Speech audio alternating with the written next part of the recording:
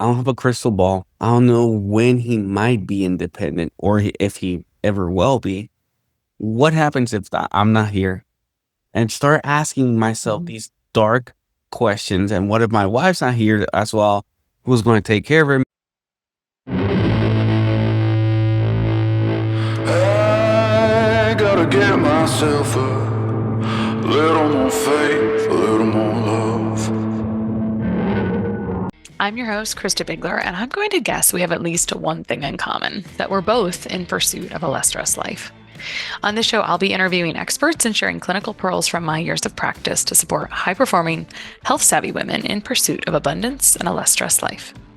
One of my beliefs is that we always have options for getting the results we want. So let's see what's out there together. These bones, but they just keep breaking. I gotta get myself a little more faith, a little more love.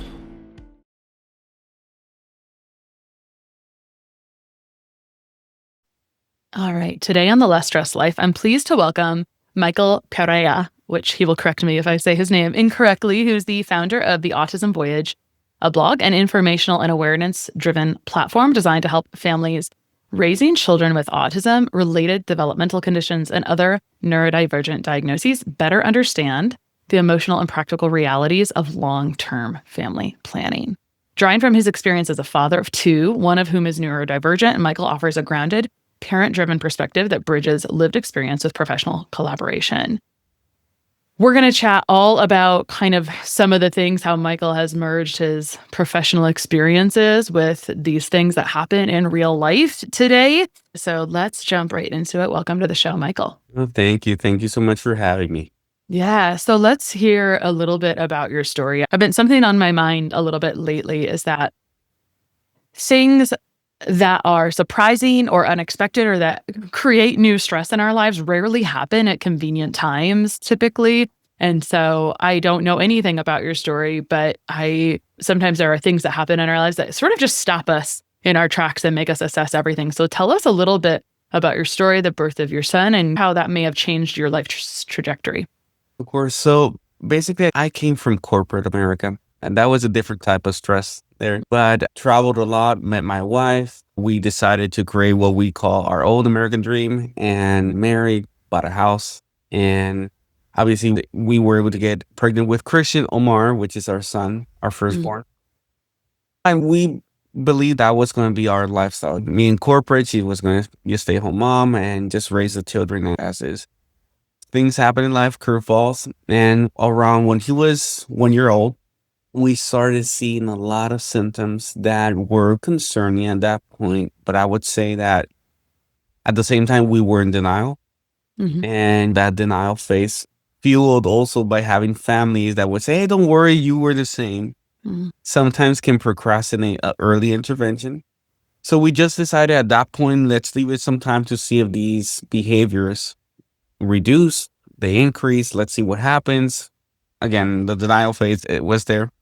A lot of things was happening, but I wasn't so used to seeing them because I was always traveling, always working. He didn't see a lot of those behaviors, even though I on the weekends and so forth, but the really bad ones couldn't see it until COVID came by. COVID, I Mhm. was able to stay here. A lot of no travel and a lot of the behaviors. Obviously, my wife was sharing with me that at one point I would say, "Don't worry, maybe he's just it's a tantrum or anything." Hitting his head against the wall, tiptoeing, aligning stuff. A lot of behaviors that you would say this needs to be addressed. But again, COVID came by. Some behaviors reduced because maybe I was here a little bit more stricter than my wife. But when COVID released that, I started traveling again. That transition was not good for him. So a lot of the behaviors that we believed that reduced just came back full force. Mhm. And that's where we decided, you know what, this needs to be addressed. We need to leave the denial at one side and concentrate on his well-being. And let's see if we can get any help. And resulting in him being diagnosed with autism spectrum disorder, but mild. There's different levels. And that, I would say, that fueled a lot of things. My wife and myself, now we went from denial to acceptance. Throughout that period of years, we were looking for blogs that it didn't address what we wanted to look for. So it was very academic based blogs, nonprofits, but reading, there was no like a blog that families can go, at least families like ours wanted to seek information. Long story short, left corporate opportunities because I was in my mindset, decided to create our own blog. We just have 120 articles right now. We have our own newsletter. We have 2,000 families right now, over 2,000 families. We have our own directory of professionals, and we have our own insurance planning practice because at the same time, we were looking for our own financial planner and everybody just wanted to sell us something or recruit us. So very difficult to find somebody who can talk about these type of topics without just pitching a sale or something. Yeah. I want to understand the family dynamics a little bit. So was he about 1 or 2 when 2020 occurred? Cool. Yep. So he's 1 or 2. And then when did you do the diagnosis for Christian? 2022. And then when does your other child, you have 2 children. So yeah, when so did Christian's 7 Yep. and Amanda's 4. She Okay, just cool. turned 4 last month. Right about the time you had Christian diagnosed, you were pregnant with your next child. And so you've got these couple of things going on. And I'm curious, I think you have a background in essentially business. Is that correct? So were you trying to navigate some of the things that don't often get talked about? So as a person with a health background, I look through that lens a lot, right? So people doing all kinds of health adjustments for whatever diagnosis going on. But with your lens that you're looking through, if you're looking through it from a business lens, or like you said, finance lens, what were some of the issues that started to come up around insurance, et cetera? So what happens with insurance issues, both from health insurance and other types of insurance, when you've got a child that's got some form of a disability? Because there's quite a giant spectrum. When did you start to realize, oh, of course, your story started to show you that there was an issue, but I think about people that sometimes will be taking care of their children for their entire lives. So I'm trying to understand, what were some of the problems that you were trying to solve with the education? What was some of that information you were looking for that you could not find related to this finance and long-term planning and all that kind of stuff? Yeah. And insurance. So, of course, so in that denial phase, I would say we would feel maybe judgment from families, friends. We didn't want to really talk about a lot of things with close friends or family. So we decided to look for information. Hey, what happens when our child's hitting the head or flapping? Does that go away? And we went into this, at least for myself, in this dark phase of now thinking about, okay, I don't have a crystal ball. I don't know when he might be independent or if he ever will be. What happens if I'm not here? And start asking myself these dark questions. And what if my wife's not here as well? Who's going to take care of her? My mom's like the best grandmother and the best cook, but physically she cannot take care of him. So we started asking ourselves all these questions, and it became a point that every time we would meet with a professional, nobody could really address this because they were only concentrated on the product that they were trying to obviously provide. That's somebody who can talk about from a holistic standpoint. Hey, this is all the areas you should watch out for. If you're concerned about this, there's something called a letter intent, which is a profile of your child. Or if you're thinking about trust and you do have assets, your home, put it in a trust. So nobody really knew about this, or maybe they could, but we didn't get upon somebody who knew. So we just decided again to see that because we were seeing gaps that nobody was addressing from our experience. Yeah. So specifically, some of those gaps, like you were saying, because you were maybe in a place of this business or financial mind. So some of these gaps might have included trust and will planning, but that is like quite distant. It's also planning for the short term. If someone like who can care for your child. And I think we were faced with, okay, am I providing care for this child through age 18 or even longer, right? Yeah. Those are some of the real big questions. Like, how does someone plan for that financially and also from their own taking care of themselves? Yeah, I think there's a lot of ways to address this. So if we're looking at it from a parent standpoint, parents should look at, like you just mentioned, short-term, midterm, long-term. But for themselves, I would say, it's like going on an airplane. You want to put your mask first before you put somebody else's. So you want to make sure, because if you're the head of household, you're the one that's providing income, and something happens to you, most likely it will interrupt your child's care. So what we try to do is gain clarity, understand where the parent is at this moment from a financial standpoint, and create a plan around that. Then after there, I would say that we're tackling all these areas. Then we talk about, okay, long term, how does this look? We collaborate a lot with lawyers, accountants, and all that to be able to develop that roadmap long term. Then we talk about, okay, now we have yourself. Now we try to look at the whole family, not only the child, siblings. Siblings may become guardians in the future. So we obviously always suggest to have those early conversations as soon as possible, because that's a conversation that often is not talked about.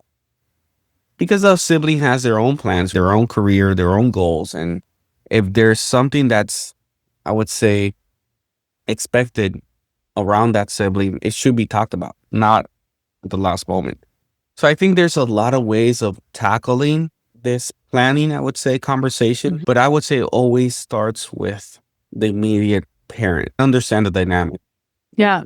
I have been diving into just financial things the last few years as well, because we're only, as I said before, we tend to look at things through the lens of ourselves, right? So I was always going through things from a health perspective. So I started looking at finance because I guess I'm at that age where it's time to start to understand that stuff. And what you're describing is not very different than what we all have to do, which is to put your oxygen mask on first and then figure out, what do I want this to look like? It's just that I suppose when you have a curveball or something unexpected, it's almost realistic to expect that all of us will have a curveball, right? It's just that your curveball was, oh, I need to maybe make sure that my son's welfare is cared for in the long term. It just may accelerate how we want to start thinking about that, right? And we all arrive at that journey in a different way. Like you said, yours took a few years to unpack, which is, I think, probably pretty typical. We saw these gaps with who can care from the child from a parent standpoint, sibling standpoint, et cetera, and considering some of the financial stuff. What about insurance? And insurance has several layers as well. So when you're dealing with, and I almost wonder what kind of trust fall was happening if you had a wife that was staying at home and you chose to leave your job. I think a lot of people struggle with insurance and benefits, or they do not leave their job when they have a child that's got major medical issues. And in fact, I have a friend who's got 2 children with major medical issues, and she feels like she cannot leave her job because her husband is self-employed. So let's start with that medical insurance piece first before some other types of insurance. How did you navigate that personally? Over half of us are not getting enough magnesium, which is responsible for thousands of processes in the body. But how do you know if you benefit from magnesium? What visible signs could you see? Here are some cases where I'd want you to start thinking, maybe I should try magnesium for that. Now, let's say you want to get in some good, deep sleep. Try a high-quality magnesium 30 to 60 minutes before bed. If you have any inkling of a headache, or even just to relax any of those premenstrual cramps or muscle tension, especially post-workout, magnesium would be a superstar for filling in those gaps. Now, up to 600 milligrams for that headache. If you're finding your heart racing with caffeine or with stress, then for sure magnesium's calming effect could be helpful. But if you're dealing with eye twitches or restless legs, you're past the point of as needed. These are major red flags that you're probably depleted in magnesium. The good news is you can absolutely fix it, but it might take a few years to really fully replete those magnesium stores. But here's the deal. Don't stop when the symptoms stop. Just keep going to replete it even further. In any of these cases, I love Jigsaw's Mag SRT because it allows you to take a higher, more effective dose without any laxative effects because it's got an 8-hour time release. That's what the SRT stands for. It stands for Sustained Release Technology. It's the only time release magnesium with a human trial on the market that we know of. This is helpful to get all the benefits of magnesium throughout the day or throughout the night, depending on your need. You could take it at both times if you want. And it's Mag SRT's 20th birthday this year, so you can celebrate by getting yourself some Mag SRT with the discount code LessStressed10 at jigsawhealth.com. You can use LessStressed10 to get a discount on anything you want, as many orders as you want at jigsawhealth.com, including my favorite potassium cocktail and cod liver oil. So go check them out. And we just appreciate them sponsoring the podcast so much. So when you support them, it supports us. Yeah. And from a personal standpoint, obviously, it's planning, right? Because even though we plan to leave corporate, it took me some time to digest the situation, right? And a lot of the benefits, even though we as professional, we don't provide health insurance, we only focus more on insurance planning using life insurance and all that. But from a health insurance perspective, it's very difficult for a lot of parents to even being employed and having the right insurance to be able to cover. Because this is the other thing that happens. A lot of employers change health insurance every year. And maybe the benefits you have today may not be the ones the following year. And if you already have a plan with an agency or any therapy agency, now there's a different plan. They might be out of network. Now you need to get approved for another agency. It's very difficult. There's no one way to be able to tackle that difficulty. It's more adjusting and understanding that if you're employed, healthcare changes all the time. If you leave your job, you don't carry those benefits. You need to now tackle yourself and plan. I think that's where I would say the main thing I see is you need to start having conversations now with professionals. Don't delay. And even though most people believe, hey, you're procrastinating, no, sometimes you're paralyzed. You don't know where to start. Yeah. Yeah. So I that think makes a lot of sense. if you really have anxiety and you're trying to see how you're going to deal with this, start having conversations with professionals. Doesn't mean because you have a conversation, you're committing to buying something or moving forward, but you are gaining clarity as of what's the next step. There's some real good things that come from what you just described. So the way our brains work is that when we have this overwhelm, our prefrontal cortex, our logical, intelligent mind sort of shuts down. And so you just said, are you procrastinating or paralyzed? So anytime we succumb to overwhelm, which is very natural, right? Our prefrontal cortex is going to shut down. We may freeze. And then what happens is we sometimes become reactive, live in fear and worry, et cetera. And I only share that because this is the human experience. This is how we are as wired as humans. And I'm sure you were unprepared for that. Like I was unprepared for that, started working with humans, and I really had to start to dig through that for myself. And I'm sure you encountered that as well, starting to work with other people. Yeah. What I can say is also from my side, that denial was also, I would say, my ego. Yeah. And it hit my ego very hard. And I would say that what I did understand after I accepted this reality is that for me, not for everybody, but for me, my definition of denial is how selfish you are. You're only thinking about yourself, right? You're only thinking about now that your career changes now, and you're not really thinking about, hey, the child. In this case, that's why I think that acceptance phase, just being open and being able to accept it, understand again, conversations, having different type of conversations always helps because you gain other people's perspective, right? Yeah.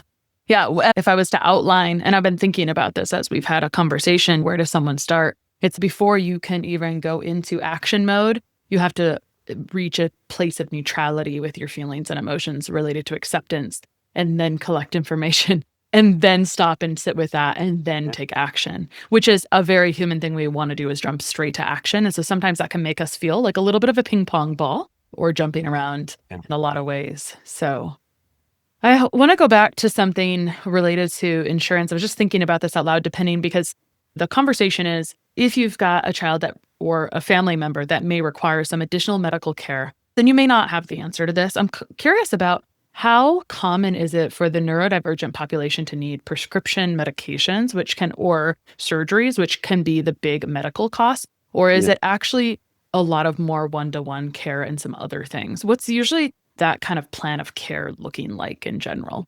It depends on the child. It depends on the dynamic. I would say sometimes surgery, unless it's like a complex medical need, surgery, I would imagine that it's required. But for example, in our case, it was more, he wasn't focusing, nonverbal. So we went more towards the therapy route. And something that we did that helped him with his focus is we took him away from screen time. We put him in jujitsu. We gave him activity. We changed his diet. We tried as much as possible to help him gain that focus that he wasn't having. He started talking. He was nonverbal. At one point, he started talking. And now today, for example, he does talk, but not conversational. So, for example, if you ask him, how are you? He's going to say Kung Fu Panda. But for us, it's a huge blessing to just see that he's responding. Yeah. Each one, it's based on one-on-one, but we believe in just being a support system for him and his. Yeah. And what I heard you say there is that you actually had a lot of out-of-pocket expenses that you would have chosen for your child despite whatever condition potentially, right? It was like you found this pathway to channel. You weren't really saying, oh, I'm putting all the onus and responsibility on these doctors to have all the options for me. No. And okay, what can I do? What resources? How can I be resourced? And what angles can I come at to help my son?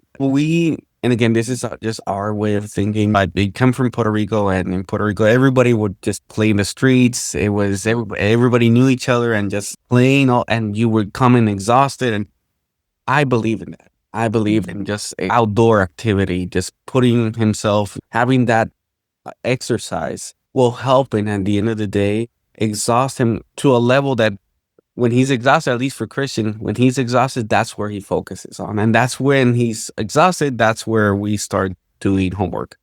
And that's where we start reading to him before he goes to bed. But we're constantly present in his life, and we're constantly looking for ways to be able to provide him, I would say, Christa, healthy habits. That's what we're trying to look for. Yeah. I want to ask you more about other types of insurance, but I'm going to pivot for a second because when I hear you talk about how you're navigating this in the family, I want to hear about things that are hard to plan for, like what happened in your relationship with your wife and whatnot as you were navigating this. I can feel that there's so many stressors for relationships, right? It's like there will not be a no stress scenario. So what advice might you give to someone who is trying to navigate hard stuff in relationship? What were some things that you learned with each other? Yeah, that's a tough one. We almost got divorced at one point because this either makes the relationship or breaks it. But it came to a point that for us is not an option, even though we thought about it. We believe that if we're together, we are a team. And I think that what helped us was having those, again, conversations. But this was basically our own conversation to see how aligned we can be in decisions. Yeah. Because at the end of the day, those decisions may have a benefit, may have a consequence, and we really need to be aligned in regards to how are we making decisions for the future for both of the children. We don't fight because I left the toilet of the seat up. We're more having conversations about, okay, this is happening. This child, Christian, depends on us 100%, and Amanda too, of course, but because Christian has autism, like I mentioned before, we don't have a crystal ball as of if he might be independent or not. So every decision we're making or anything we're planning is always putting their best interest first. So by having that shift, I would say, and having time for us ourselves, making that time, I think it's helped us. There's no one size fits all advice, but for us was doing as much as possible to get alignment. Yeah. What I hear you saying is you, at some point, you used curiosity and love to make decisions instead of resentment. It's pretty easy to make decisions from resentment throughout relationship. And I also heard you mention something that could almost be an afterthought, but is really important. And I think this is the case in all types of relationships, but especially in this scenario where you are pouring out of your cup a lot to make sure, and you've really rearranged your life around supporting your child. You said making time for yourself. Where did you start to navigate that you needed to do that? And how do you support each other in that? I think our bodies talk to ourselves. So when I start feeling that burnout, when I start, even for Ellie, my wife, when she starts feeling tired because it is exhausting. And we understood that it's very hard to be a functioning parent while being exhausted. Yeah. So we have those timeouts that we would say, hey, I'm just going to have a nap, stay downstairs. Or, hey, I just need to read something because I'm doing a podcast with Christa or something like that. We try to give ourselves times and respect that. We're requesting that time and that it's non-negotiable, I would say. Yeah. So just separate. And at the same time, not only by ourselves, but together as marriage, right? We also try to make time for ourselves as well. Yeah. Yeah. Make How sense? about, yeah, no, it totally makes sense. I think what's nice is that sometimes the lessons in a situation like you have are similar to the lessons we can all take in all types of relationships as well. I want to hear about how you approach. We were talking about the relationship with both yourself and with your spouse. How do you Mhm. approach this? Is there any changes, anything that you've had to learn or shift or change as you have another child? Because what might happen, I could see a really easy thing to happen is that it feels 80+% of the time is spent on Christian and maybe less with your other child. And so, what kind of advice or what would you offer to parents in that type Yeah. of situation? Yeah, actually for us, it's not that 80-20. I think Yeah. we're trying to be fair. There's a lot of things that come out of their relationship. Like, for example, Amanda's 4. She's still having challenges with her speech. We believe it's one of the factors is because Christian at some point didn't talk. So she didn't have maybe anybody to practice with. Yeah. So there's a lot of things that come challenges that have come out because of the dynamic of both of them. But I think Amanda comes with a different type of energy, and Mhm. we're trying to see how we can always, and this is something that again is one of the things we are putting as a goal, always involving her in Christians' life and vice versa. So it's not that it's 80-20, we try to do 50-50 or whatever, but we always try to both of them to feel that they're involved in each other's life. Yeah. All right, let's pivot back to some of these planning things I got into relationships. No, for And sure. so we talked a little bit about health insurance, but there's other types of insurance that you might want to consider when you've Yeah. got, in your case with Christian, what are you preparing for? Are you preparing for caring for him through age 18 and then what happens next? So what kind of things are you planning for? And I guess what types of support is available for Mhm. long-term care? When are you considering that in general with his age, et cetera? Yeah. And okay, so let me say I'm going to answer this. So from a planning perspective, anybody that's listening, I would say that everything starts with an approach of building a team. Mm. There's no life insurance agent that will solve everything that has to do with the full planning of a family Mhm. with special needs. Mhm. That's not the way. Even though if social media tells you something different, you need to build a team. So Mhm. you as a parent need to become a quarterback, I would say. Mhm. So you need to have a good lawyer and you need to click with that lawyer because they're Mhm. giving you advice and all that. Financial advisor, if you do have any assets, an Mhm. insurance planner who, if you do want to protect any type of those assets or so forth. So it's more about the first thing I would say is getting the approach of a quarterback and building a team. I think Mhm. that's the first thing. Now, when it comes to planning, and I do insurance planning, I don't do financial planning because I don't do investments, but we do insurance planning. What we do is we see this in a couple areas. And I'm going to answer the long-term care question. Now, we tackle 3 categories or 3 areas or however you want to say it. The short term is that we focus on income protection. Why? Christian depends on us. And again, I don't know until when. But if I get cancer, I get a stroke, or something happens to me, most likely I will be a couple months out or years, and my income may be interrupted, resulting in his care or Amanda's care, or just the household will be affected. So we try to develop an income protection strategy for that type of scenario. And for midterm, we obviously work with attorneys and collaborate if there's a special needs trust required. And when I say that, is let's say if that child may require some sort of support later on in life and they have benefits, government benefits, you want to make sure as a parent that any assets that you do have or anything that's going to be inherited should go to the trust. Why? Because it's not going to be considered, for example, as ordinary income. His or her benefits will not be jeopardized. So if there's a revocable trust or a special needs trust or whatever you're doing with the attorney, which I'm not, so I may not be able to answer any questions around that. But if you are creating a plan and it requires a trust. We use life insurance as a funding mechanism for that trust. Why? Because if you're putting real estate as a funding mechanism, brokerage account savings, me as a father first, I believe that those fluctuate with the market.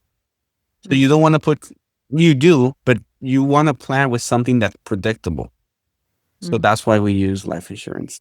And that's the midterm. Long term, that's the question you asked about later on.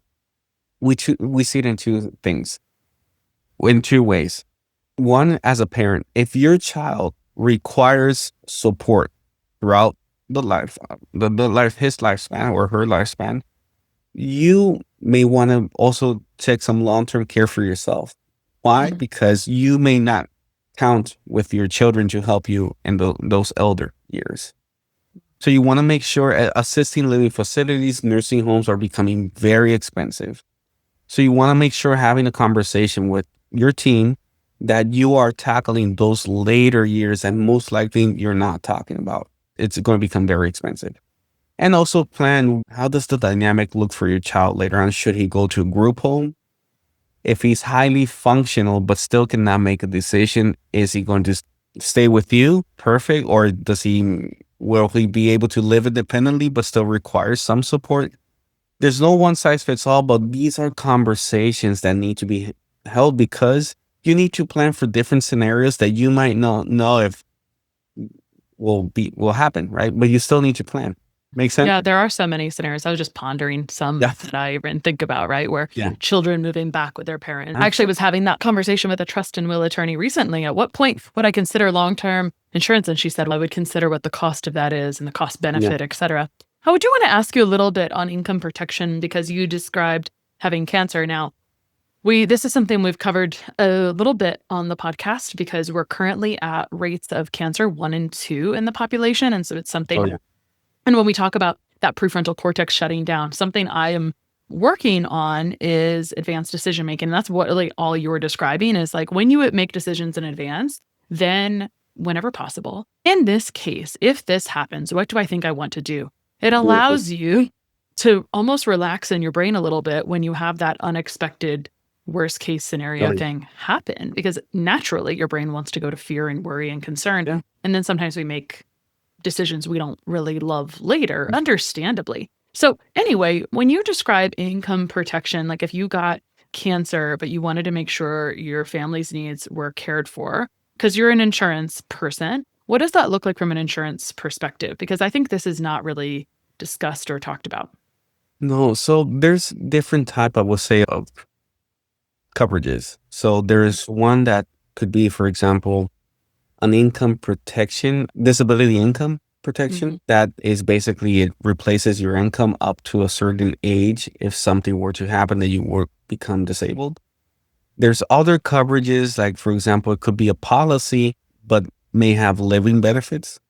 Like you can access some of the portion of the death benefit to be able to sustain yourself while you recuperate. And I think that's one of the things that I was looking for when this started, because a lot of the professionals, which they were very nice, but they were talking about 20, 25 years from now. Hey, how do you feel when retiring? Where do you want to drink your pina colada? And I'm like, no, I'll know what's going to happen to next year because of my son and his treatment and whatever therapy. I need to think about today. And that's where I think it's so important that even though you're having conversations of where to invest or whatnot, make sure you're talking about what if something happens today. Most likely, if you don't have an income protection strategy, Christa, those investments or whatever you're doing may be interrupted. So that's why it's so important for me. So it's very simple. Again, if you do have an income and you may want to have a short-term plan, I would say include an income protection. From an employer standpoint, sometimes they provide short-term, long-term disability. Usually they fall short. And usually they only cover your salary. So if you do have any commissions, bonuses, it will not be covered. And if you are a small business owner, I would say start having those conversations, because most likely if you do have any type of benefits, this will be obviously not there. And it's very important that you can tackle if something happens to you now. Michael, you're able to talk about these things from a ground perspective, which usually comes from someone who's had some experience. The reason I ask this is because I think it's natural to have a level of, oh my gosh, what are we going to do type thing. How long did you swim around in the uncertainty before you started putting these pieces together? Yeah, I think a long time. I don't have like a date per se, but I think that just I would go into conversations again and with that intention to be able to make a decision, but because of the advisor I had in front of me just gave me the sales vibe, didn't make a decision in some cases. And that's why obviously I'm doing what I'm doing today. I'm leading with a blog with education. I'm leading with a newsletter as a community. I'm leading with that first to be able to raise awareness of these type of topics. So when any family is ready, we can have a conversation, not a sales pitch. Yeah. So for me, wasn't just navigating and seeing or procrastinating or paralyzed. I was having conversations, but I couldn't find the value I was looking for. But it took me some time, of course. Yeah. Yeah. What has all of this done overall for your mental health? And how do you handle when someone comes in and they're in such a state of activation overall? It's a tough, when you're dealing with anything related to this, finances, et cetera, it can really trigger a lot of things for a lot of people. Oh, yeah. I would also say that this applies to me as well when I started is that try first gain clarity where you are today and come into peace for that. No judgment, but just understand where you are. Secondly, I would say, and this applied to me because I did it as well at one point, don't do things yourself. Try to look for professionals that do this day in, day out. And I'm going to give you an example. There's a lot of offerings on social media that say, hey, do it yourself. Do it yourself and it costs this. Do it yourself or buy a policy online and do it yourself. Christa, sometimes when you have that approach in such a complex dynamic, like with special needs, it looks like you're in cruise control, but you're going the wrong way because you're not talking to the professionals who can really help you think outside the box and help you think about those scenarios that you might not think about right now. So I would say just gain clarity and understand that do-it-yourself approach most likely doesn't apply to your family dynamic today just because there might be a loved one that requires support and you'll know in which stage. So again, it's just being open and just being curious to talk to different type of, I would say, professionals who know what they're doing. Yeah. Michael, you've been amassing these resources online for a number of years now. First of all, where can people find you online? And if someone's dealing with XYZ, maybe they have a family member with special needs or whatnot, where would you suggest they get started in some of your online resources? So they can find me at www.autismvoyage.com. And there's a quote of the previous CEO of IBM, which I love, which is, I believe, correct me if I'm wrong, just anybody listening, but it's growth and comfort cannot coexist. And you cannot expect to be comfortable and grow, and you cannot expect to grow and be comfortable, right? It does not coexist. And when we have families like myself, like mine, that require you getting outside of your comfort zone to be able to defend them or talk on behalf of a loved one that may not be able to express themselves, I think, you start gaining a lot of skills that CEOs have. You start being able to multitask. You can defend on somebody on behalf of them. You can think outside the box. You can think 5 steps ahead. You can put their benefit on top of yours. I would say those parents who are navigating this, just understand that if you do have anxiety or anything, you're in the right place.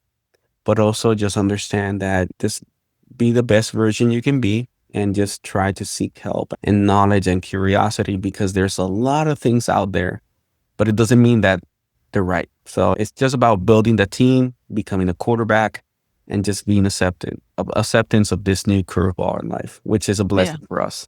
Yeah. And I think honestly, that first step can feel, I think we want to skim past it really quickly, and it actually can be the hard one to work to neutralize there. I have to smile. I worked in a healthcare setting for 8 years before I went into private practice, and we had a handout about. It was very complex medical care. And that was a handout we had. It was like, you are the captain of your team. You must assemble, like other people are taking care of many people. And you've got to care for yourself and assemble this overall team in general. And one of the tenets or one of the main missions of this podcast is that people always have options. And I think you've been quite a voice around that topic. And that's why I wanted to have you on today, just to talk about this under-discussed topic in general. What does it look like? How do you navigate when life hands you curveballs? So you can meet Michael and some of his resources at autismvoyage.com. Thank you so much for coming on today, Michael. Thank you so much, Christa. Just keep breaking.